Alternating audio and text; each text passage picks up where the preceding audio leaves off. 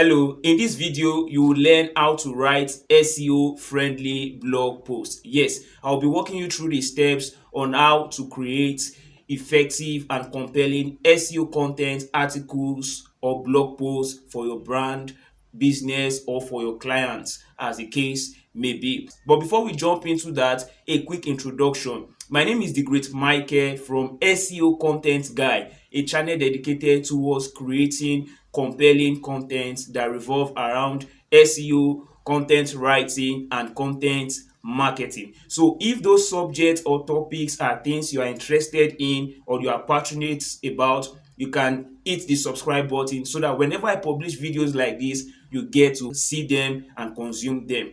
All right, without further ado, let's jump into it. Like I said, in this video, you will learn how to write SEO-friendly blog posts step by step. I will be sharing with you 7 steps on how you can go about that, how you can go about writing effective SEO-friendly articles or blog posts for your brand or for your business. Now, it doesn't matter if you are a business owner or a freelancer who is trying to learn how to craft compelling SEO articles or blog posts for your clients. So I want you to stay with me because I'll walk you through the steps on how you can go about that. Now, starting with the first step. The first step is research keywords. Yes, keywords are so foundational when it comes to SEO success. Now, you can't just begin to write content or create articles without knowing the focus of that particular article, and that is what keywords help you to know. In fact, that is the idea behind keywords. Now, what are keywords? Keywords are words or phrases people type in search engines like Google. Now, for a business owner or for a brand, these people are their prospective audience, their prospective buyers, what they are typing into the Google search bar to find things that are related or relevant to their business. Okay, let's take, for example, now a catering business. The audience of a catering business could be searching for things like tips on how to cook pasta or tips on how to bake cake. This kind of business, that is a catering business, they would want to really create compelling content that really addresses this. And that is what keyword research helps you to do. Now, the question is, okay, how do you go about researching those terms or those phrases that your audience or prospective buyers they are searching for in search engines like Google? How? And that is where keyword research tool comes in. There are a lot of keyword research tools out there that you can leverage on, that you can use to help you research for lucrative keywords that you can create content on. Now, like I said, there are a lot of them out there. You have both the free keyword research tools, you have both the paid keyword research tool. But for today, I will be sharing with you one of the free one, which I often use whenever I'm trying to research for keywords, and that is Google Keyword Planner. Google Keyword Planner. It's easy to set up. Once you set it up, you have something like this, where you can easily search for keywords. Okay, so let's say, for example, now, okay, discover new keyword. I click on it.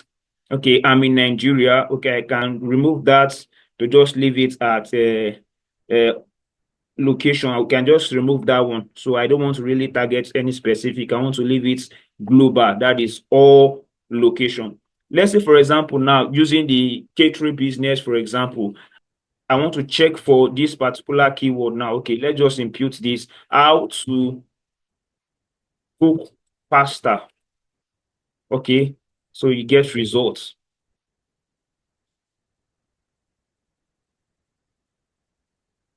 Now you can see that, yes, this particular free tool of Google, that is Google Keyword Planner, you can see, say broaden your search. You can see how to cook or dirty. You can see how dirty. You see pasta, you have recipes, you have side dishes, you have cooking, how to cook macaroni, how to cook tofu. Based on what we have imputed, you can see the keyword. The keyword is how to cook pasta. You can see the average monthly searches for this particular term. You can also see the competition level. You can see all of this data. Now, all of this data will help you to know, okay, what keyword should you go for, because you don't want to go for generic keywords. You don't want to go for keywords that are highly competitive, keywords that you don't stand a chance to rank for. And that is why you want to go for long tail keywords. These are low competitive keywords that you can easily rank for once you create a very excellent content for. Keyword research, like I said, is foundational to your SEO success for every SEO campaign or SEO efforts, and that include SEO content writing, that include link building. You really need what? Keyword research. You can't just rule it out, and that is why you need to know how to go about researching for keywords. And that is the first step when you want to write SEO friendly article. Now let's move to the next one. The next one is plan your content. Plan your content. Now, this is where a lot of folks, especially newbie writers, they get it wrong. Once they get keyword, all they just do is that they begin to write content without planning their content. Now, let's go with that key phrase, how to cook pasta. How to cook pasta. Now, in planning content for this particular topic that you want to write to address this particular key phrase, how to cook pasta, you can simply come to Google to type in that key phrase, how to cook pasta. All right, you can see the auto suggests as Google is providing. You can see how to cook pasta at home. We can even decide to niche it down. Okay, let's go with how to cook pasta at home. Now you can see you have videos. You have videos that are ranking for this particular phrase. Then you have blog posts too.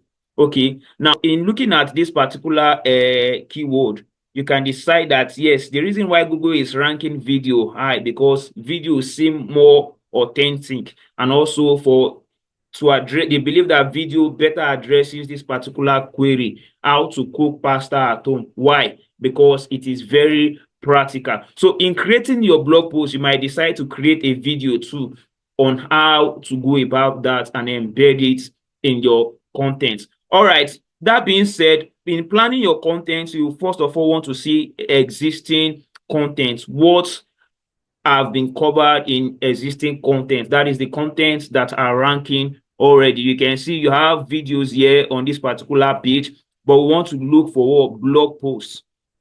And you can see this is the first blog post we are seeing on this search result. You click it and open it on a new tab. Let's check this one too. We check this one too. How to cook pasta like a pro. Now we are going to look at these three contents that are loading. Now, why are we trying to look at these three contents? We want to analyze what have been covered already by the ranking contents we have on the search engine result page.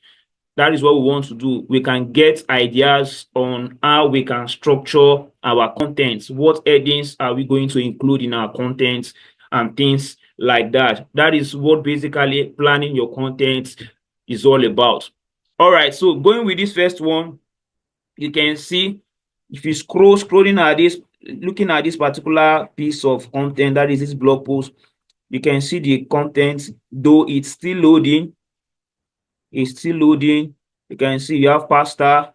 You can see cook pasta. You can see the contents here. Let's check at this one, how to cook pasta. You can see that it has some very nice images and the recipe. You can see ingredients, instruction, then videos, notes too. You can see all of this. You want to take all of this into consideration. Okay, why it works. Okay, how to cook pasta like a pro. Now, there is a tool you can use. You can install the detailed SEO Chrome extension on your browser. If you look at this place, this is it, where my cursor is. You can see the mouse detail. Once you have it installed on your Google Chrome extension, it will appear like this. So you can easily click on it. We want to use it to analyze this particular content, this particular web page by Jessica Gavin, you can see. So we want to analyze this content using the detailed SEO Chrome extension. You can see the overview. You see the URL of the particular page. You see the title. You see the robots tag. You see the keyword. You see missing. You see the word count. You see the publisher. You see all of this detail. But basically, now in planning our contents, we want to look at this information is very important. You see, word count. You take that into consideration. Okay. Then we want to look at what was covered in this particular content. Now, looking at this using the detailed SEO extension, you can see you have why it works. You have how to cook pasta, frequently asked question. Now, frequently asked question, we can check the frequently asked question in the page. You can see more pasta recipe, things like that, how to cook pasta and all of that. But let's check frequently asked question. Okay, let's check the frequently asked question. What is a serving size of pasta? What is all dirty? I'm not really in the cooking niche. You can see how long to cook pasta, how long to cook fresh pasta. Why should you reserve the pasta cooking water? What are the ways to cook pasta? All of these are some of the things you want to take into consideration, because when you are creating content, the goal of it is that, yes, you want to adequately address the pain points. You want to adequately address the query of your searchers, your users, your audience. You want to address their query more than it has been covered in the already ranking contents in the Google SERP. That is the Google search engine results page. Now, okay, let's look at this particular one. We can still use the detailed SEO Chrome extension to analyze this page. You can see the title. We'll come to this later on. We'll come to this. Then you have how to cook pasta video tutorial, how to cook pasta perfectly, cooking pasta for warm. That is the H3, cooking pasta for salad, favorite pasta recipe. You can see all of these things are things you want to take into consideration. You want to begin to create outline for your content. That is what planning your content is all about. All right. That being said, let's go to the next one. Like I said, it involves start with an outline.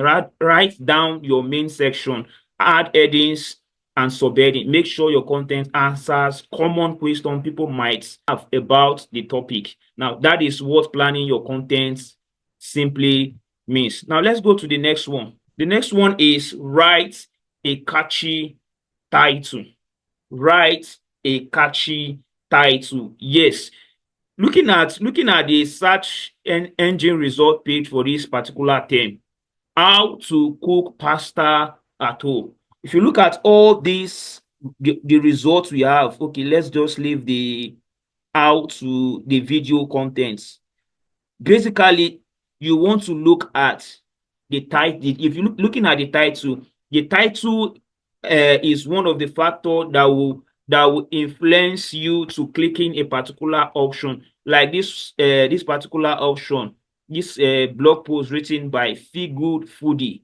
You can see how to cook pasta perfectly, easy instructions. The title looks very good. That, yes, we want to make me to give a click to it. You can see now, looking at this one too, how to cook pasta like a pro. Look at that one, like a pro. Who don't want to cook pasta like a pro, even though the person is a newbie? For example, if I want to learn how to cook pasta, I would really love to click on this particular one, even though I'm a newbie. Wow, I will say wow. So I can cook pasta like a pro. I will want to click on it to see what that content has to offer. If the content will adequately address my query, that is how I can cook pasta at home. All right, your title is the first thing people see. So you want to make it catchy and include your main keyword. Now, in the case of this pasta, you can see the keyword how to cook pasta at home.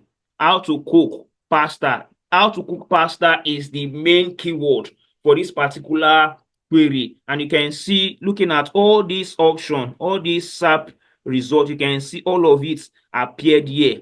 How to cook pasta perfectly, how to cook pasta, how to cook pasta, how to cook pasta, just like that. So you want to include your main keyword into your title. All right.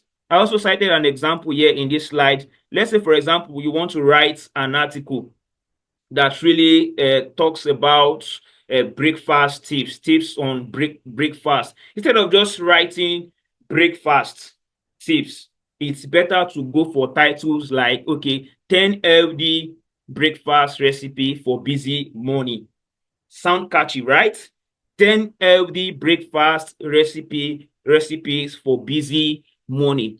You can use something like that to draw their attention. You want to hook your audience right from your title. All right. So having said that, let's move to the next one. The next one is write for people. Write for people. Yes, you don't want to write for robots. Neither do you want to write for search engines like Google. No, you want to really write for people because it is not robots that will read your content. It is individuals, your audience, your prospective buyer, your prospective customers, those who will eventually do business with you. Those are the individuals you are writing for, and you want to make your content human as possible. How do you make this a dream come true? How do you actualize this? By using short paragraphs and sentences, adding bullets or numbered lists, including examples, personal stories, or tips. Now, okay, let's go with these pages we opened for this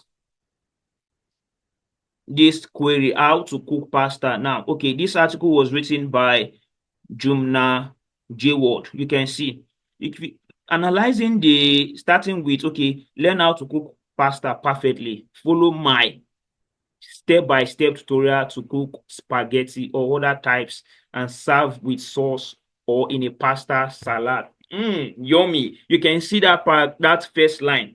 You can see the paragraph so short that yes, it hits the nail on the head. As the first line I'm reading in this content is already telling me that yes, I have so much to gain from this particular content. Looking at other content, you can see, analyzing this content, you can see how short this paragraph is.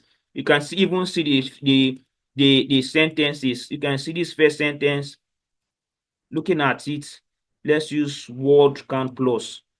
You can see 14 words for this particular sentence. 14. So you want to make your paragraph and sentences, you want them to be very concise and straight to the point. And also, you don't want to include jargons. You don't want to include jargons in your writing. You want your writing to be concise and very relatable to your prospective audience.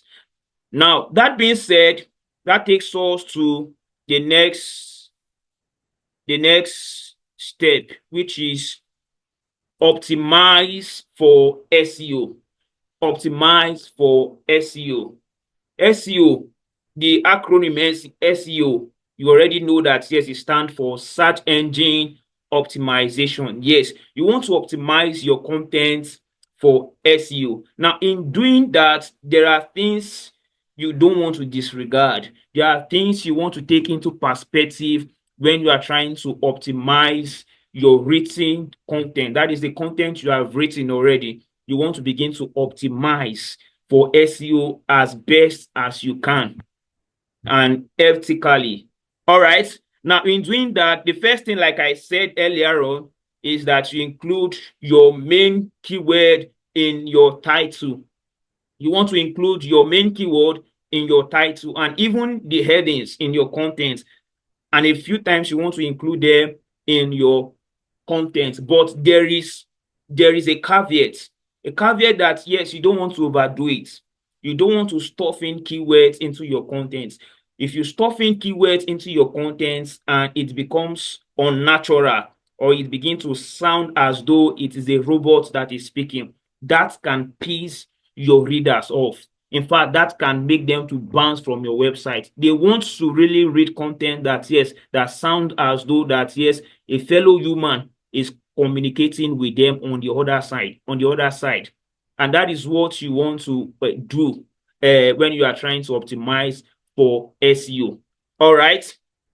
Also, in the URL, your URL, you want to include your keyword in your URL. You have something like this, like, okay, like this instance I gave, yourblog.com @, healthy breakfast recipe. Now, you will observe that. So, in the example I opened, this particular key phrase, how to cook pasta at home. Now, using the detailed SEO, let's check the URL for each of these blogs.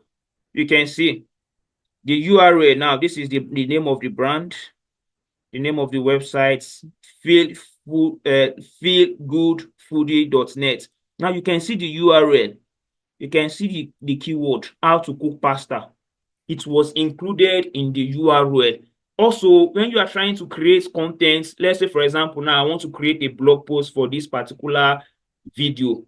I want to convert this video into a blog post, how to write SEO-friendly article, how to write SEO-friendly blog post. Now, when I want to write an article for that, I'm expected to include it in my URL, just like this. How to cook pasta, you can see. So let's check this one. This one written by, okay, Shami's Passion. All right, let's use the DK SEO Chrome extension to check the URL. You can see the URL. You can see it's here. You can see the URL of this particular blog post also have the keywords there, how to cook pasta perfectly. Just like that for this too. You can check too. And that is why it's expedient to always do your research before you create your content. All right. Using the detailed SEO, you can see this one too. How to cook pasta. You can see it's also included in the URL. So you can see that, yes, it's one of the best practices you need to take into consideration when you are trying to optimize your content for SEO. Now, that is not all. That is not all. You also want to write a compelling meta description. What is meta description? Now, meta description is like a short summary of what your page is all about. Now, in this case, it is blog post you want to write. What your blog post is all about, what your article is all about. And it's always best you keep it under 160 character. How do you write meta description? How do you write excellent meta description? Now, you can start with the search engine results itself. You can sieve ideas from the search engine result page that pops up upon imputing a particular search term or query. Now, going back, okay, let's look at this particular search term, how to cook pasta at home. Now, if you look at this, you will observe that oftentimes there are some statements in bold on this particular. You see pasta, make pasta, you can cook pasta, boil plenty. You can gain idea from this particular the search engine result page. You can sieve idea from there. You can then create a meta description. Now, okay, let me just see how I can create one quickly in the Google Doc. Okay, or let me use Grammarly. All right, Grammarly. I want to quickly show you how you can create. It doesn't really need you to write a lot of things in the meta description. The essence of the meta description is for you to summarize your content. You want to write it in a very compelling manner. Okay, let's say you can write something like,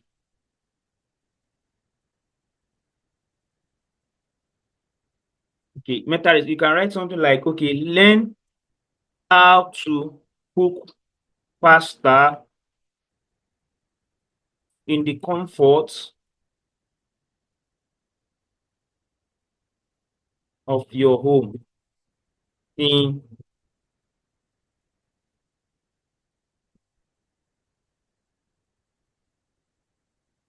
like a pro. Discover secrets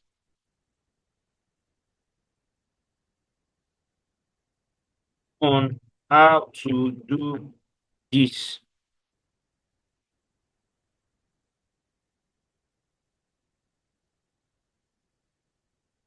as well as amazing recipe. All right, you can just think of something. All right, I don't really write in the food niche. All right, but you can think of something that is very compelling, something that can appeal to your user, and that is the goal of it. You because to looking at this particular the search results, your title and meta description are basically what will propel your prospective user or prospective reader to want to click your content. Like in this case, how to cook pasta at home. Now, your prospective user will definitely look at the option. Okay, look at this particular title, look at the meta description, look at the next one, then eventually, okay, let me click this one to see if this one has something to offer. But first, the title and the meta description must first hook them into your content. That is, we force them to click on your particular on your article that will drive them to your website. Having said that, all right, the next one is add image, add images and alt text. Yes, you don't every individual, every human appreciates visual. Yes, we admire visual content, we admire aesthetics, what look beautiful. Yes, and that is one thing you want to, that is one of the reasons why you need to add images. Now it has SEO benefits, but it also makes your content engaging. Yes, it makes your content engaging and not boring. Imagine you are reading a 2,000 word article that is all text from the start to the finish. You can imagine how such content will look like. You won't really engage because you get tired. Even visually, you get tired. But as you read, imagine you are reading the content and you are seeing images too. That images can keep you glued to the content, can engage you the more to read that particular content. Like in this example I cited, using this phrase, how to cook pasta at home. If you observe, looking at each of these blogs, you can see images. You want to learn how to cook pasta, then you are looking at this image. Wow, it's as though you are already cooking it right before you at home. You can see this one, see the images, you see video, you see other, you can see this one, you want to include images. You can see while it's already while it's already on fire, you can see this, it's already boiling. You can see just like that. That is the goal of images. You can see something like this too, images. You can see, all of this. All of this make your content more fascinating for your reader. Same thing for this third one, how to cook pasta like a pro. You can see, oh, yummy. All right, you can see this too. Adding, you can see how to cook pasta. You can see, I think this is salt. All right, you can see all of this now while trying to put the pasta into the pot with boiling water. You can see all of that. So that is why you want to really add images to your content. Now, having said that about images, there is what we call alternate text. Alternate text are short description. They are short description that describe your image better, especially for those who are visually impaired. That is the basic idea behind the alt text. It gives a description about your image, and Google has a way of reading this. It has a way of reading this, and you want to take advantage of this alt text. How do you take advantage of it?